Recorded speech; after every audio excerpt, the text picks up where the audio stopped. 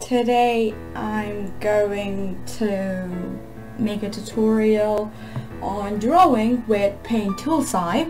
At first this was only for my friend. Actually it is for my friend, but I hope this will help you guys as well. Normally I use a Wacom tablet to draw, but this time I'm gonna use only my mouse.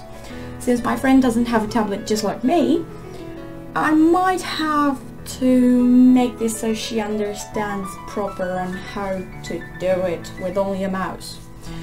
First of all, if you don't have PaintTool or uTorrent, it's quite easy. You just go on Google, uTorrent, top link, get uTorrent for Windows, you install it after. It's not that much of a deal actually, it's really easy. After that, you go on torrents.com and it's gonna show up like this. And you will have to type in PaintTool SAI. Of course you have to wait. I'm going for the first one because this is the one I normally use, and I actually trust this, that it's perfectly safe and everything. So I go for the top link, first link. It's either download torrent or get the magnet link for it. You download it whatever you want to. This time I'm just gonna put it on desktop so it's gonna be easier to show you. You wait for it to download, which is gonna be pretty quick because it only has about 5 megabytes. Okay, when it's done, what do you have to do is extract it. And there you go. You have PaintTool SAI. You open it, and this is gonna be the full version. So it's not gonna be a trial or anything like that, because I used to have a lot of problems with different ones from the net, and well, it works. For some of you, if you are using any other Windows, for example 7, 8 or 10 like me, you might have to go to Properties, Compatibility, then run this Windows, this program in compatibility mode for Windows Vista. That would actually do it. That's what I had to do before, so it actually opens up. I don't know what's the deal, but Windows 10 for some reason doesn't really support it. So there you go, that's what it's gonna look like. Now, what you want to do is, actually, you will need a picture of a drawing of yours, probably the one on, on paper. That's gonna be easier. Sketches or anything like that work.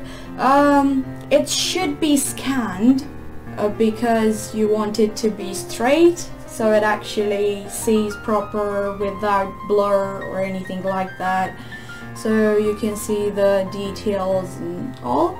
If you don't have a scanner like me, you can download an app for your mobile if you have Android, but I think it actually works for Apple as well, which is called Office Lens, and get it from Play Store.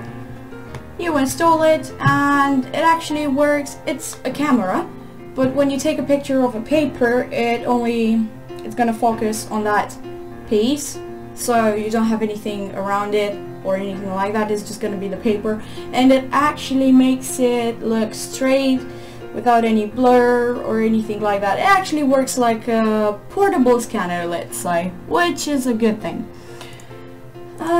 After you finish with all these, you don't need them anymore, obviously. Now you're gonna open the piece.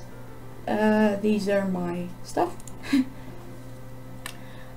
For this one, I'm obviously gonna use one of my friend's drawing. Since this is gonna be for her, and she requested emerald, her gem sauna. It's nothing but amazing, but it works for the tutorial. I mean, it's nothing amazing because with this one I think I kind of failed when I took the picture, because as you can see it's a bit blurry around the edges, but I think I can work this out. So you're gonna create a new layer, a new Linework layer, which is gonna use lines to do it. You select the first one again, and you will want the opacity for it smaller, about 50%. That could work actually. First of all, when you will open the thing, probably it's gonna look like this with the layer there, but usually I go to Window, Show Layer Panel to the right because it's easier for me. So let's start. What you have to do is go on the left, choose the Curve tool, you zoom in, and you're gonna start with lines.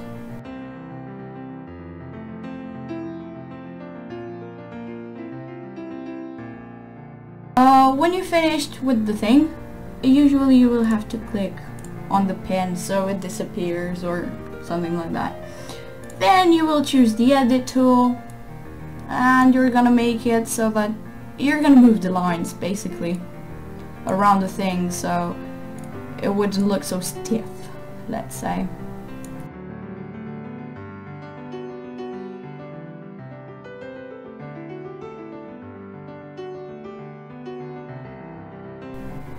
Okay, after that you'll just start with another with another curved line. Don't worry if the lines don't unite, but as I said, you can make them do that after. You can always edit them, it's not much of a deal.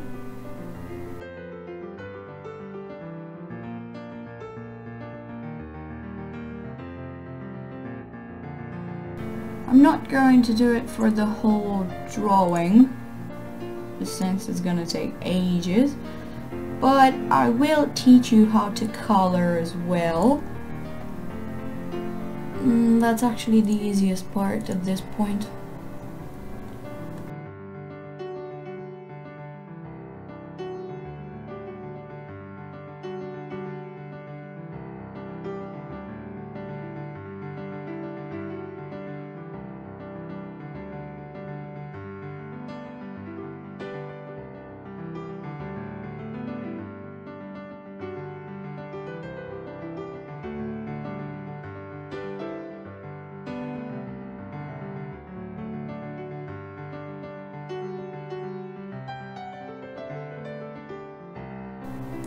It might take a little bit of practice before you get the hang of it, but it's actually not that hard.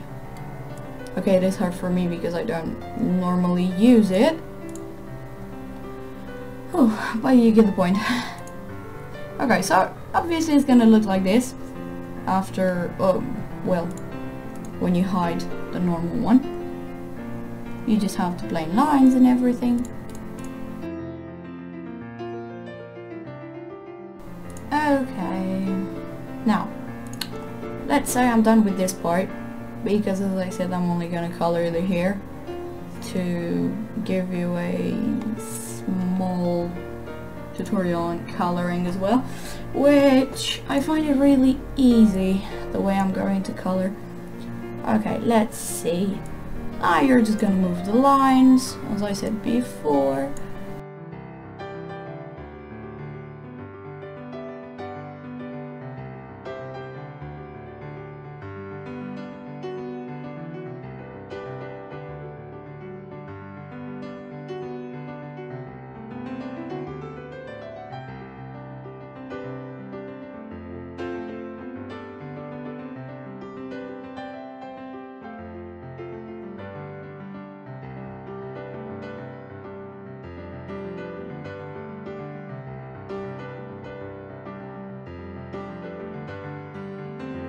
This piece of hair seriously annoys me.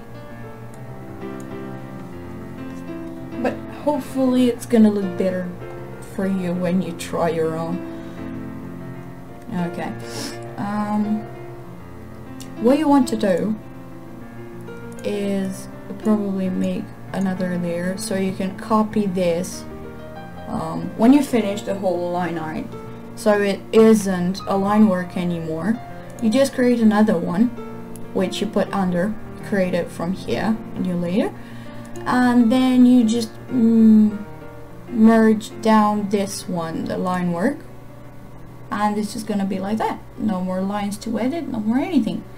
If you think you still have a bit more editing to do, you just undo the process, go and edit whatever you still have to in case you can see another stuff.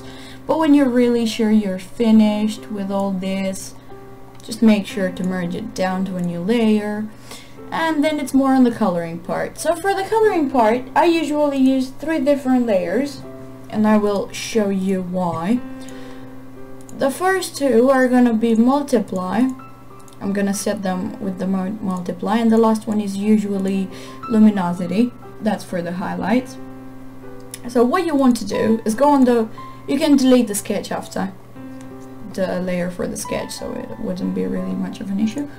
I'm gonna erase that. Okay, so you go on the normal one where the line art is, as you can see. You're gonna choose the magic wand, and you're gonna put it on transparency, strict. It has to be the strict one. You're going to choose the area you want to color after, so you just click in and it's gonna make it purplish. Then you go on the first layer, on the first layer, let's say, which I'm gonna name it color to make sure that's for color. This is gonna be for shadows, and this is gonna be for highlights, as I said. For the color, obviously you're gonna need a skin color. What color was that one? I'm just gonna reopen it just to see the colors, just about. No.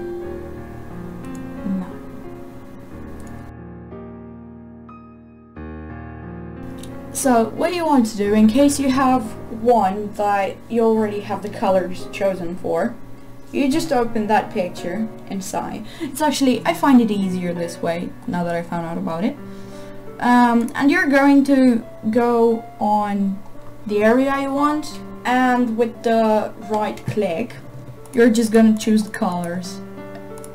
By clicking that, it makes it, well, the right click is the color picker basically, and it's just gonna show you here the color. That's the primary color. Let's see, I'll just leave it this green. I think that should work. Now what you want to do, you go on the color layer, you choose the bucket, and you have to have it with the color difference. So take the color difference and just fill in the area. That's gonna fill it in without going over the other lines or anything like that. I find it so much easier than just scrubbing the color on it. Well, not scrubbing, but you know, like the traditional type of coloring. Did I choose the wrong color? Let's make it another color. You just color over it, doesn't matter.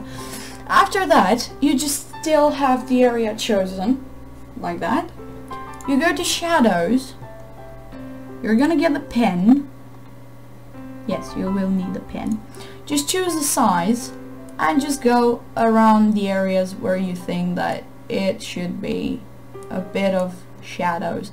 Of course, they're not gonna be very perfect because no one can handle the mouse too well.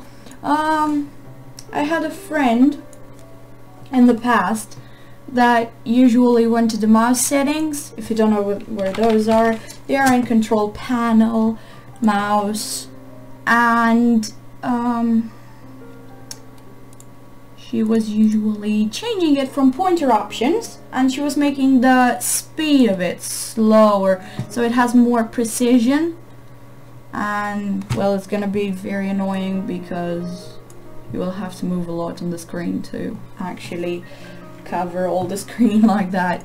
You just apply it, okay, and pretty much that's it.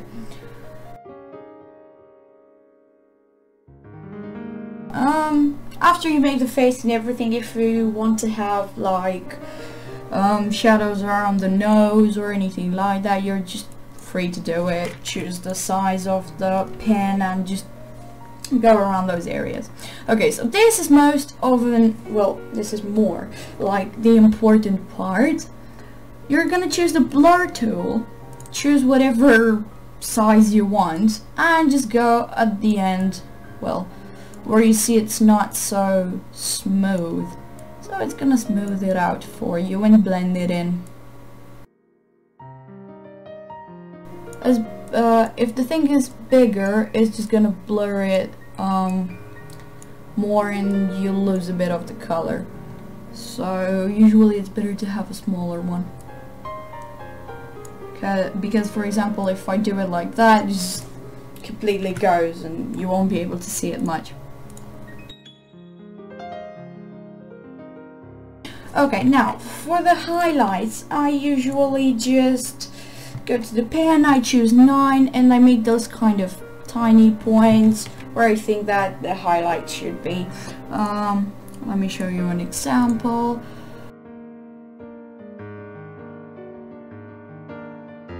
For example, this one. I had a lot of fun doing that one, so yeah. As you can see, there are a lot of light parts and, well, sparkle parts. Usually I use on the face, on the cheeks. I use, well, with the mouse it's gonna be harder. You just have to choose the different sizes to make it look like that. With the pencil it's easier on the tablet because it's about the sensitivity of it. Of course, if you want, like, how can I say it, that part in the cheeks where it's more, what do you call it, the blush type, you just go with the airbrush because it's easier. Then you just blur it out on the side, and you have to make it in the shadows one where you did the other shadow. Something about that should work. And yes, she has no face, but as I said, I'm not doing the whole thing. It's better to work for each part, so if you have it selected, just work on that one. It's way easier. I found about it a few weeks ago probably, because until then I was actually filling the whole thing with color. Then I had to choose again the areas and go for shadows and then for the highlights and so on. So I find it easier working in the same one now. For example, if I started with the face, I'm just gonna finish the face and so on. Now for the hair, because for the hair it's not like I use another technique or anything, but I'm just gonna show you. So you go again on the layer, the one with the line art. Yes, the line art. You're just gonna choose the area. Be careful, because sometimes when there's the pointy side, sometimes you will have white spaces like that. So just go and select them like that. Or if they're at the end and you don't want to select it because you would choose too much, just keep on the wand and choose the areas like that, the points, and yeah, that should do it.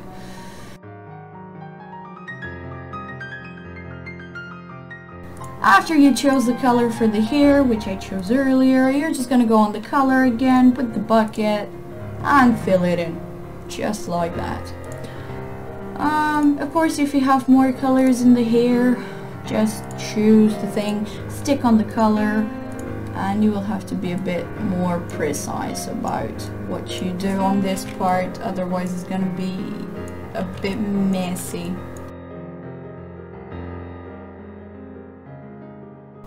Okay, let's say you finish with blending in the other colors, if you want to blend them in. I mean, if you have more than one color in the hair. I'll just leave it to this. Okay, I don't like it. I'm just gonna leave it at one color in the hair, obviously. Okay, so let's say you have it this way now. Once again, you go for the shadows. With the yeah, I didn't mention, usually if you use a shadow part, just keep the same color, because if you have it multiply over another multiply layer, it's just gonna darken the color because it tries to combine them.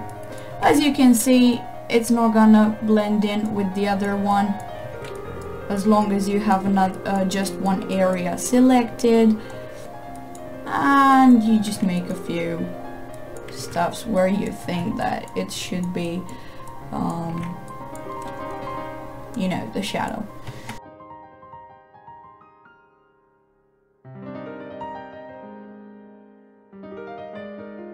Okay, so the blur, I go and blur whatever you wish.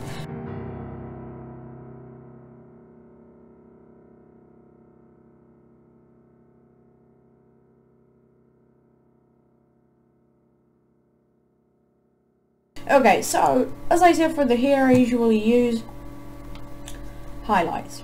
What do I do with the highlights? I go with the airbrush, I choose it a bit bigger, and I go like a straight line over the hair. Either like that, whichever you wish. Then you have to make sure to blur it very good, so it blends in very good, and that the color is not really that bright, so it looks a bit more like highlighting than other color. Something like this would do it actually. Once again, you of course, if you want like highlights throughout the hair, you can just make like lines. Oops, okay, I'm not really good at this. And blur them in so it looks like that part is more touched by the light, let's say. Like that. Okay, this is gonna be annoying the first time, but if you do it, you know, a lot of times, I'm sure you can get there and you get what you have to do.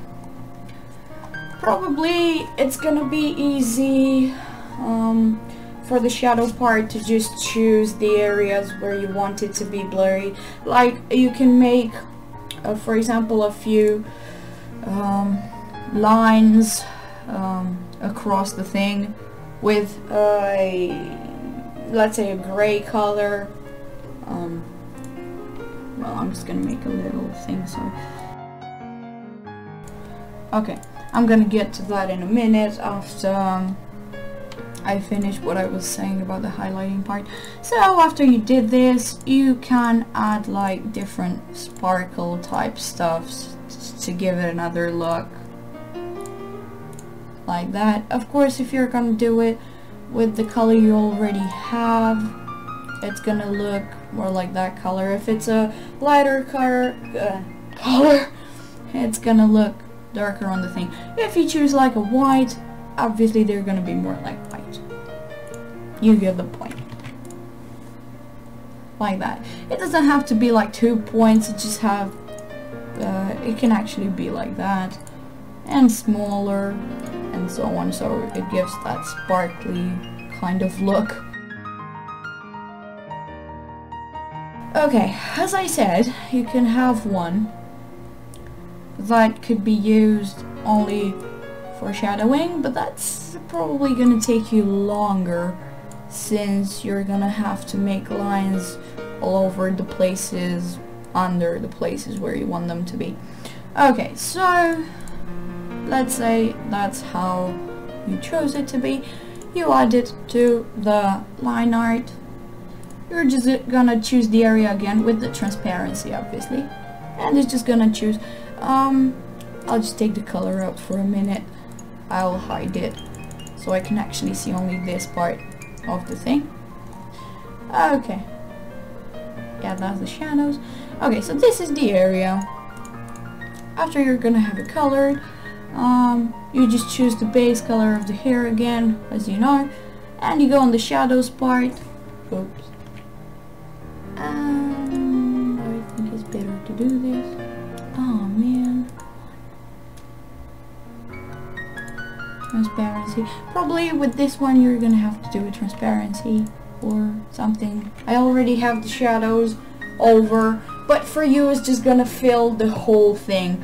This time I'm gonna fill it this way, because for me, since it already has color over, if I'm trying to do it, it's just gonna color little pixels here and there.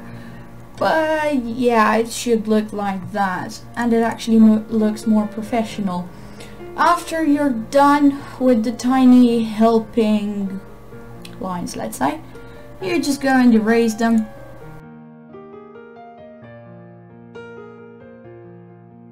Okay, you can leave it like that, to look like that, but it's not gonna be very smooth. Or you can go and start blurring that as well. And yeah, that's how it should look. Whoa, finally it looks like proper shading. Okay, so if I wouldn't have a tablet, I would definitely use the helping lines trick, as in drawing under the things where you want them to be with the line work again. Then you copy them over the layer, and that should actually do it. Oops, I think I blurred out this too much here.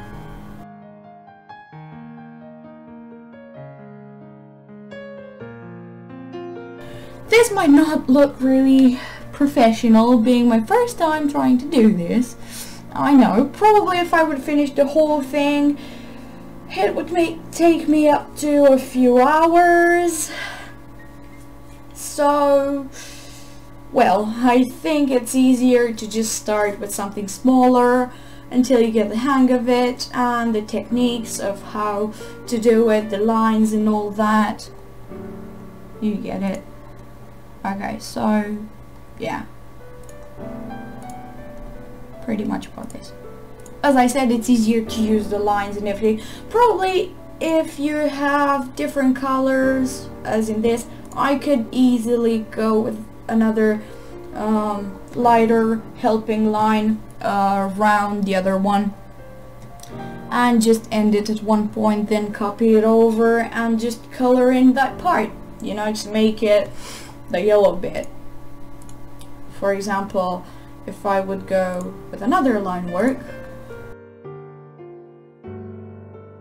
and I used black this time, but doesn't matter. If you want to change the line color, usually you have the preserve opacity thing, and you can choose, you have to tick that as long as you're on the line out. Then you choose another color, go with the pencil or whatever, and just go over the whole drawing, and as you can see, it's not black anymore, it's blue, or any other color you wish to make it. Now let's copy this over. As I said, you choose the area like that. Make sure to have the white bits chosen, well, not highlighted. You get what I mean. And then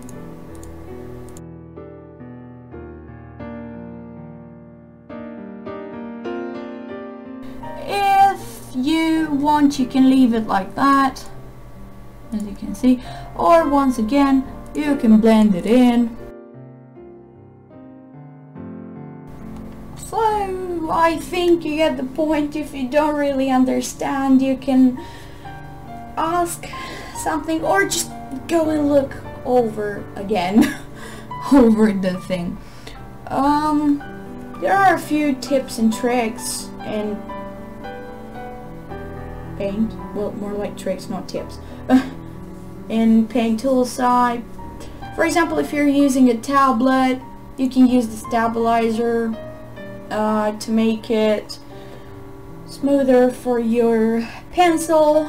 For example, if your hand is trembling too much, you can use that, so you can make the line smoother, and it doesn't really have, I'm not even sure how to say it. I don't know how to express this one more likely. For example, I'll just use the tablet to show you. Okay, so with the pen like that, yeah, now I'm using the tablet. For example, if it's the stabilizer on 0, it's gonna look